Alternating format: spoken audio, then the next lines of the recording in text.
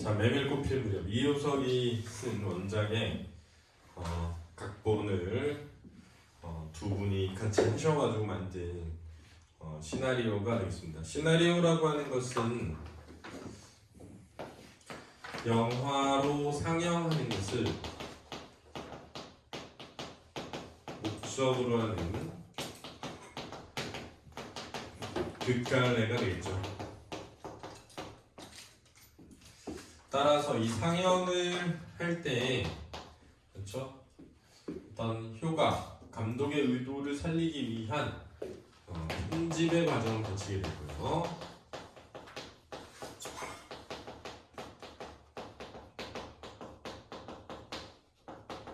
알아두시기 바랍니다. 그렇죠? 그래서 편집의 과정을 거친다는 것과 동시에 이제 이런 연극이나 또는 영화의 이제 특징 중에 하나, 극갈래의 가장 큰 특징 중에 하나가 뭐냐면 현재형의 음악이라는 거거든요.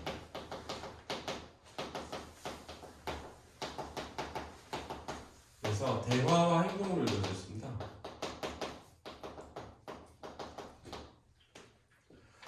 그렇죠? 그리고 이런 행동 같은 것을 지시하는 지시문이 있거든요. 이 지시문을 또 이해하는 게 되게 중요합니다. 왜냐하면 이런 지시문을 통해서 어떤 연출의 의도 같은 게 드러나게 되거든요. 그래서 편집의 과정을 통해서 또 연출의 의도를 통해서 이루어지는 분위기를 잘 이해하는 게 되게 중요합니다. 성격은 이 소설 자체가 매우 서정적이고 낭만적이거든요. 그래서 시나리오도 매우 서정적이고 낭만적인 그런 것들이 담겨 있고요. 우리가 일반적으로 낭만적이다라고 하면 기본적으로는 남녀간의 사랑에 대한 이야기를 다룰 때 약간 낭만적이다라고 합니다. 그렇죠? 서정적이라는 것은 정서 표현을 위주로 할 때 우리가 서정적이라고 하거든요. 아름다운 것에 대한 다룰 때 낭만적이라고 하는 겁니다. 1920년대 강원도를 배경으로 해서 장돌뱅이의 삶에 대해 설명하고 있는데 주제는 떠돌의 삶의 애환과 육친의 정이거든요. 삶의 애환이라고 하는 것은 슬픔 같은 거거든요. 고달픔 같은 거예요. 그런데 이 고달프고 슬픈 삶을 비추는 아름다운 배경이 등장함으로써 이 아름다운 배경이 약간 아름다움과 관련된 낭만성을 만들어내거든요.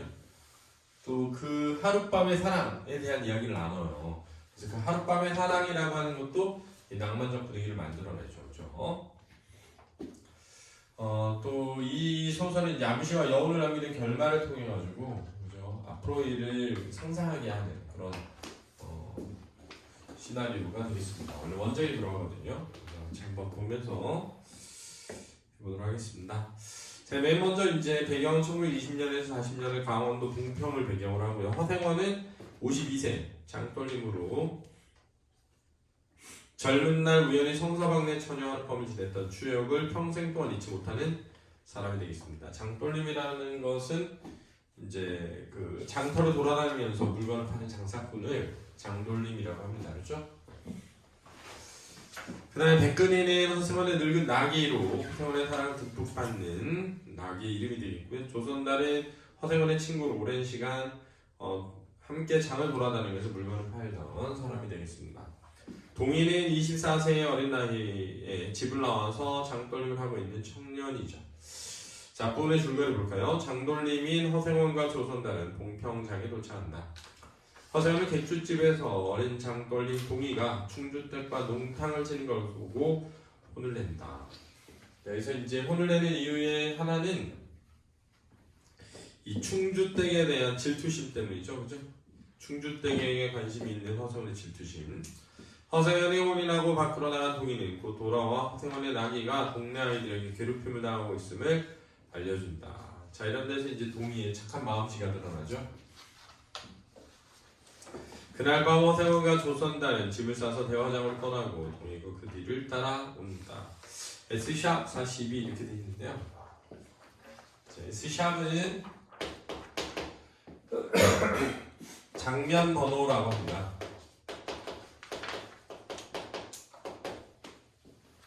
장면 번호라고 하죠.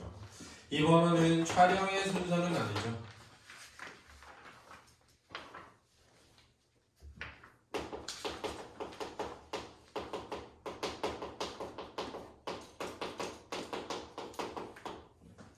이것은 이제 나중에 편집 재배열할 순서입니다. 그렇죠? 자, 이렇게 S샵 42가 있고 S샵 43이 있으면 42를 찍고 43을 찍고 꼭 이렇게 하는 것은 아닙니다. 그렇죠? 한 번에 여러 장면을 찍은 다음에 그걸 다 잘라가지고 이 장면 번호별로 이어붙여서 편집을 완료하는 거야. 그렇죠? 메밀밭 사이길 밤 그랬는데 S샵 옆에 붙어있는 이 이야기는 시간과 공간의 배경이죠.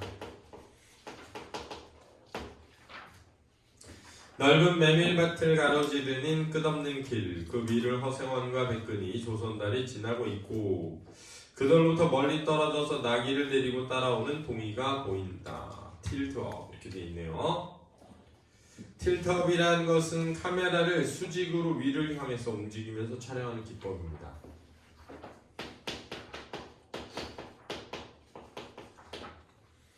자, 카메라가 수직 방향으로 움직이는 건데 근데 위로 움직이는 겁니다.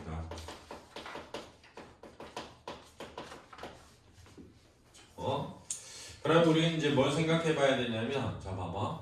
자 아래쪽에서 어떤 장면을 찍고 있어. 장면을 찍는 게 쭉 위로 올라가면서 찍는 거야. 그러면 예를 들어 길이 있고 길을 걸어가는 나그네와 뭐 사람들이 있다면 그 사람들의 모습을 하나씩 보여주면서 점점 멀어지는 어떤 하늘 또는 멀어지는 길 이런 것들을 이렇게 촬영하는 겁니다. 조선달 무심코 뒤를 돌아보고 놀란다. 저 동이놈 아니야? 조선달의 시선을 따라본다. 동이가 메밀밭을 둘러보며 자신의 나귀를 끌고 걸어오고 있다. 이렇게 됐네요. 그러니까 42번 장면은 넓은 메밀밭을 가로지르는 끝없는 길이 있고 그 위를 허생과 백근이 조선달이 지나고 있고 그들로부터 멀리 떨어져서 나귀를 데리고 따라오는 동이가 차츰 카메라가 업되면서 뭐하게 되는데 보이기 시작하면 되는 거야. 그렇지? 그래서 이제 동이를 발견하는 조선달과 허생원의 모습을 보여주는 거죠. 그렇죠? 자, 씬 넘버 43 메밀밭 다른 길 밤. 다른 구도의 메밀밭 오버랩 그랬네요. 오버랩은 랩을 씌운다 라는 거거든요. 서로 다른 두 장면을 이어붙일 때 쓰는 거죠. 그죠? 서두르며 길을 걷고 있는 허생원과 조선달 숨차하며 아직도 따라오는가?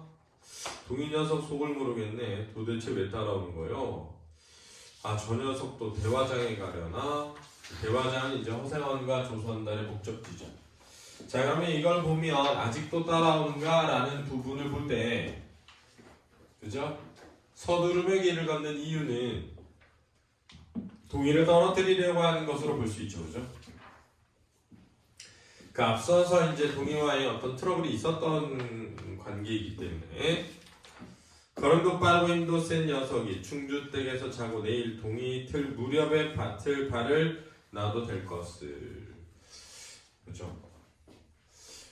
새벽에 떠나도 될 텐데 이런 뜻이죠. 놀란 목소리로 아니 그럼 아까 충주집에서 나한테 딱이 맞은 그 일 때문에 힐끗 뒤를 돌아보면 그러게나 말이야. 저 녀석이 뒤따라오면서 돌부리를 들고서 해코지를 하면 당해낼 재간이 없잖여.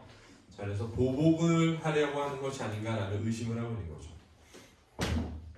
장터의 일 때문에 보복을 하려는 것이 아닐까라고 의심을 하는 겁니다. 그렇죠? 왜냐하면 젊은이가 그치? 우리처럼 나이가 들었으면 밤에 떠나야 도착할 수 있는 거리잖아. 그치? 젊은이라면 금방 갈 수 있을 텐데 따라오는 게 지금 우리를 따라오는 게 아닐까 이런 거죠. 탄식하며 허생원과 조선달 더욱 빠르게 걷는다. 동이가 멈춰서서 허리를 숙인다. 뒤돌아서 동이를 가리키며 저놈이 허생원과 조선달이 놀란 표정으로 동이를 바라본다. 왜냐하면 동이가 뭘 던지려고? 돌을 던지려고 하는 줄 알고 동이가 신발을 벗어서 돌을 털어내고 있다. 자, 이 돌을 털어내는 모습을 통해 가지고 그럴 마음이 없다는 것이 전해지는 거야, 그렇지?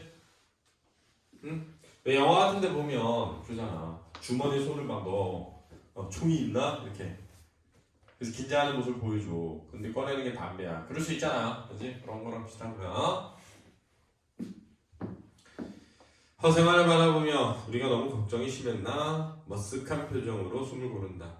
자, 여기서 머쓱한 표정은 동의를 오해했던 것에 대한 민망함이다. 그렇지? 동의를 오해했던 것에 대한 민망함. 동의를 향해 큰 소리로 이거 봐 동의. 자, 이렇게 조선달이 동의에게 말을 건네게 되는 것은 동의에 대한 오해가 약간은 뭐였기 때문이야? 풀렸기 때문이지. 계속 신발을 턴다. 어디 가나? 어느 장에 가냐고? 아직 안 정했어요. 생원 쪽은요. 우리는 저 허생원의 얼굴을 한번 보고 우리들 신경 쓰지 말고 동이 가는 대로 가라고. 여기는 뭐 어차피 다 같이 빠져나가야 되는데요 뭘. 조선달 허생원을 보며 우리를 따라오는 게 아닌가 보네. 헛기참을 한다. 허생원과 조선달은 다시 길을 걷는다. 저 동이 녀석 신경 쓰지 말고 하늘을 가리키며 이렇게 달 밝은 밤이면 하는 이야기 있잖아. 그 이야기나 한 자락 뽑아보지 그려. 자, 그래서 그 이야기는 성서방네 처녀와의 이야기가 되겠죠. 그리고 이 달 밝은 밤이라고 하는 게 바로 해상에 뭐가 되는 거야? 매개체가 되는 거죠. 이 달 밝은 밤은 아름다움을 주는 풍경, 배경이 되는 겁니다. 아름다움을 주는 배경. 이 아름다움을 주는 배경에 어울리는 아름다운 이야기가 바로 성서방네 처녀와의 하룻밤 이야기가 되겠죠. 웃음이 물리지도 않았어. 허허허. 웃으며 물렸지 물렸어. 허허. 이 물렸다는 건 뭐야? 그만큼 자주 많이 들었다는 이야기가 되겠죠. 그죠? 그래 이 밝은 밤에 그 이야기를 안 들으면 서운해서 아침에 동트기가 참 섭섭하네. 허공을 보며 어떻게 해서 그렇게 됐는지 지금 생각해도 도무지 알 수가 없어. 자, 그런데 이제 여기서 이제 두 가지 생각해 볼 수 있죠. 그만큼 허생원에게 아름다운 추억이었다 라고 생각할 수 있고, 또 하나는 뭐냐면 그것밖에 없다 이렇게 이해할 수도 있죠. 한 번뿐이었다 이렇게. 달 밝은 밤에 어울리는 여자의 이야기가 여러 편일 수도 있는데 물렸다는 건 한 이야기만 반복되어 왔다는 걸 알 수 있잖아, 그지? S샵 44 공평마을 입구에 과거 낮. 그래서 이제 역순행적이죠. 때학볕이 비춘다. 과거 장면으로 자연스럽게 전환하기 위해서 나레이션을 쓰고 있는 거였지? 나레이션이라는 건 이제 목소리만 나오는 거지, 그지? 그날도 어지간히 더웠지. 젊은 허생원이 백근이의 등에 집을 싣고 걸어가고 있다. 길 양옆으로 하얀 메밀꽃이 빼곡하다. 그러면서 이제 과거로 회상하게 되는 겁니다. 그렇죠? 20년 전 봉평장에서 허생원은 형편이 어려워진 성서방네의 헌 옷감을 손해를 보고 사준다. 그날 밤 더위를 식히러 간 물레방앗간에서 울고 있는 성서방네 처녀를 만난 허생원은 손재주로 지푸라기를 꽈서 복조를 만들어주며 그녀를 위로한다.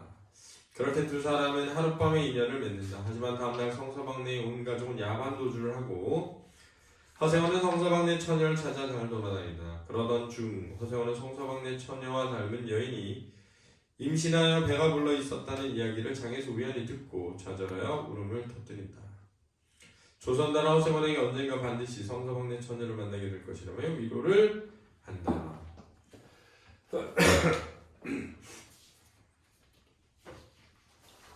자, 다음 샵 69 메밀밭 현재 밤. 다시 현재로 돌아온 거죠. 고즈넉해진 얼굴로 갖고 있는 허생원과 조선달. 고즈넉해지다는 건 잠잠해진이라는 뜻입니다. 원래 분위기를 쓸 때 쓰는 말이에요. 허생원, 자넨 그 말이 그때는 나한테 참 많은 위안이 되었었다네. 자, 여기서 그 말은 훗날 성서방 내 처녀를 만날 거야 라는 말이죠. 언젠가 인연이 있다면 만나게 될 거라는 말. 지금은 한 20년 찾아도 없으니 이미 이 세상 사람이 아닌가 싶기도 하고 말이야. 그래서 20년을 찾았다라는 말에서, 그죠? 허생원의 성서방 내 처녀에 대한 마음을 알 수 있죠, 그죠? 마음의 크기를. 그런데 말이야, 혹시 그때 그 사람이 성서방 내 처녀는 아닐까? 누구? 그 배불렀다는 딸 말이야. 픽 웃으며 사람 싱겁기는. 웃을 일이 아니라 정말로 만에 하나 생원애가 잘하고 있다면 나이가 20, 30은 됐으려나? 뒤를 돌아보며 자, 동희를 쳐다보는 거야. 저 정도 나이는 됐겠구먼. 생각해보게. 저런 아들 하나 있으면 어떨까? 그 말이야. 자, 이런 데서 암시되고 있는 거죠. 그죠? 결국 이걸 보는 사람으로 사실 이 소설을 웬만하면 다 알기 때문에, 그죠? 이 동희가 누구의 아들일 것이다? 허생원의 아들일 것이다 라는 생각을 하게 되는 거죠. 그죠? 허생원도 뒤를 돌아본다. 아직도 뚜벅뚜벅 저만치 거리를 두고 따라오고 있는 동희가 보인다. 그래서 거리를 두고 따라오는 이유는 뭐지? 그래야 누구의 이야기를 듣지 않을 수 있어? 허생원의 이야기를 동희가 듣지 않게 하는 거죠. 허생원의 이야기를 동희가 듣지 않아야, 그지? 동희가 허생원이 나의 아버지가 아닌가? 라는 생각을 먼저 하지 않도록 만드는 거지, 그지? 만약에 먼저 들었으면 이랬을 수 있죠. 우리 엄마가 말하던 그 남자가 이 사람인가? 이렇게 할 수도 있죠, 이야기가. 멀리 떨어져 있었기 때문에 듣지 못하게 되는 거야. S샵 75 길밤, 절뚝이며 걸어가는 세 사람. 계부 밑에서 자랐다니 생부는 어쩌다가 돌아가셨나? 생부요? 애당초 없었구만요. 생부가 없다니 그런 법이 어딨어. 부끄러워서 말하지 않으려고 했는데 정말이라니까요. 자, 이렇게 사투리가 등장하면 현장감과 생동감이 나타나게 되는 거야. 현장감과 생동감이 나타난다. 그리고 물론 사투리가 등장하면 향토적이죠, 그죠? 제천의 사람도 차지하는 저를 낳고 어머니는 친정에서 쫓겨났대요. 친아버지 얼굴도 본 적도 없고요. 그러니까 애당초 없는 게 아니겠슈. 오, 그랬구만. 안타까운 듯. 여기는 이제 제천에서라고 하는 게 성서방내 처녀가 도망간 곳이죠, 그죠? 야반도주에서 도망간 곳입니다. S샵 77 겨울밤. 난감한 표정으로 겨울을 바라보고 서 있는 세 사람. 왜? 다리가 없어져서죠. 그죠? 과거에 있던 다리가 불어난 물 때문에 사라져서 난감한 겁니다. 지난 장마통에 떠내려간 널다리가 아직도 걸리지 않았구만 그래. 바지 아랫부를 접어 올리며 할 수 없지 뭐. 조선들이 먼저 자신의 아기를 걸고 강을 건넌다. 강을 다 건너고 뒤돌아보며 건너와. 그리어 허생원이 동이를 따라 강을 건넌다. 허생원은 자신의 허벅지까지 오는 강물에 몸을 가누기 힘들어 한다. 이것도 이제 암시죠. 물에 뭐 할 것을?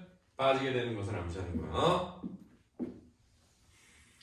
모씨는 원래 제천분이신가? 웬걸요? 원래부터 제천에 살진 않으셨대요. 그럼 모친구는 어디야? 시원스럽게 말을 안 해주는데 봉평이라는 것만 들었슈. 자, 이게 이제 동희가 허생원의 아들임을 암시하고 있죠.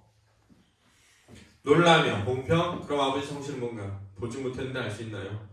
지푸라기로 뭘 잘 만들었다고 해서 초서방이라고 했던가? 당황하며 초서방? 동희가 자기의 아들일지도 모른다는 생각이죠. 왜냐하면 지푸라기로 뭘 만들어줬어? 성서방 내 처녀한테 조롱박을 만들어줬잖아. 그지? 박 모양으로. 순간 허생원이 발을 헛디디어. 자, 여기서 발을 헛디디는 것은 심리적인 어떤 충격 때문이지, 그지? 앞으로 곧고라진다. 놀라는 동희 허생원이 물에 빠져 호적거린다. 동희가 허생원을 잡아 일으켜준다. 안 되겠구먼유. 자, 엎어유. 괜찮아. 괜찮아요. 어서유. 동희가 쉽게 허생원을 들쳐엎는다. 생각보다 헷갈네요. 헷갈다는 건 가볍다는 거야. 허생원이 동희의 등에 편하다. 여기서 느끼는 편함은 혈육의 정 때문이죠. 슬쩍 못 이기는 척 기댄다. 이렇게까지 돼서 미안하네. 내가 오늘 메밀꽃 향기에 듬뿍 취한 모양일세. 그냥 웃는다. 그래 모친 아비를 찾지 않는 눈치인가? 야, 저기서 이제 은근한 기대감이 들어있는 거죠. 혹시 나를 만나고 싶어 하지 않을까? 라는 기대감입니다. 늘 한번 만나고 싶다고는 했는데 그래 지금 모친은 어디 계신가? 자, 이 부분은 이제 재회에 대한 기대죠. 만나고 싶어 했기 때문에 아직 제철에 있지요. 가을에 공평에 모시고 올 생각인데요. 이를 물고 걸면 우리 두 식구 그럭저럭 살아갈 수 있겠지요. 내내 조심조심 물을 건너는 동이와 그 등에 업힌 허생원. 모닥불 근처 밤 타닥타닥 타고 있는 모닥불에 둘러앉아 젖은 옷을 벗어 말리고 있는 세 사람. 오늘 참 이상하네. 어째 물에까지 빠지고 말이야. 뭐 때문에 그랬디야? 자, 오늘 참 이상하네. 라는 건 평소답지 않았다는 거죠, 그죠? 실은 아까 낙이 생각을 했어. 자, 일단은 자기 실수에 대한 변명이 있고요. 두 번째는 자신과 낙이를 무슨 시하는 거야? 동일시에서 표현하는 거죠. 백근을 쳐다보는 낙이 그래 저 못난 꼴을 해가지고 새끼를 얻었잖아. 자, 이 못난 꼴을 해가지고 이 부분은 허세곤 자신에 대한 이야기일 수 있죠. 또 새끼를 얻었잖아 라고 할 때 이 새끼는 누굴 떠올려? 동의를 떠올리면서 하는 말이죠. 그것도 마을에서 제일 가는 피마에게서 말이야.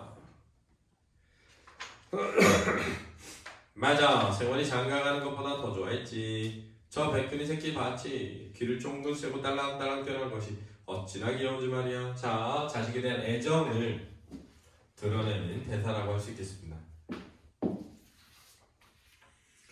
그래요. 동평에 오면 슬그머니 없어지는 게 그것 때문이잖여. 아, 예. 자, 나와보면 대충 말할 테니 부지런히 가세라. 내일은 대화장을 보고 제천으로 가세.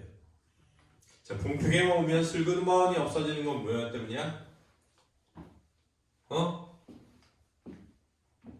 자기와 관계를 맺은 엄마가 자식을 보러. 그러니 나기가. 알았지?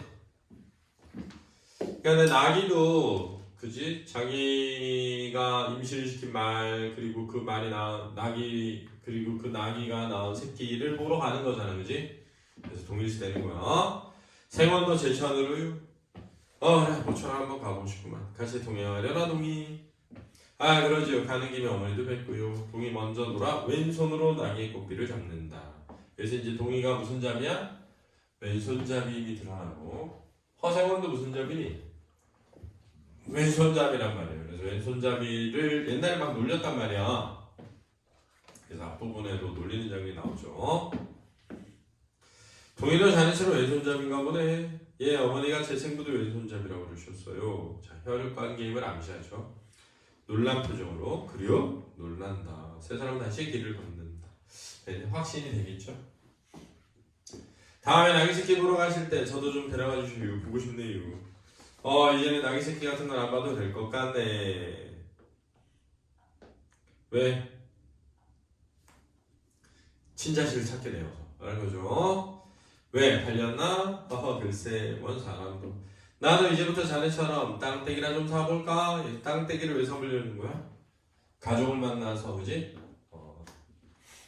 장돌뱅이 생활을 뭐 하려고? 청산할까 하는 기대죠. 자네였다면서? 참 알다 모르겠네. 방울소리가 밤 벌판에 한층 청청하게 울린다. 맑게. 세 사람의 가벼운 발걸음으로 달빛 기울어진 길을 걷는다. 그래서 아름다운 이야기가 배경과 뭐하고 있어? 어우러지면서 마무리를 짓는 거야. 그래서 그 뒤에 뭐 만나서 어떻게 되고 이런 건 안 나오죠, 그죠? 여운 있는 결말로 이어지고 있다.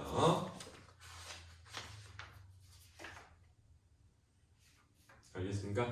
아마 이제 소설과 연결해가지고 묻는 문제가 아마 나올 겁니다. 그래서 소설과의 차이점, 공통점 이런 묻는 문제가 나오면 내용을 정확히 이해한 상태에서 차이점, 공통점을 파악해야 문제 푸시기 바랍니다. 그렇죠? 네, 수고하셨습니다.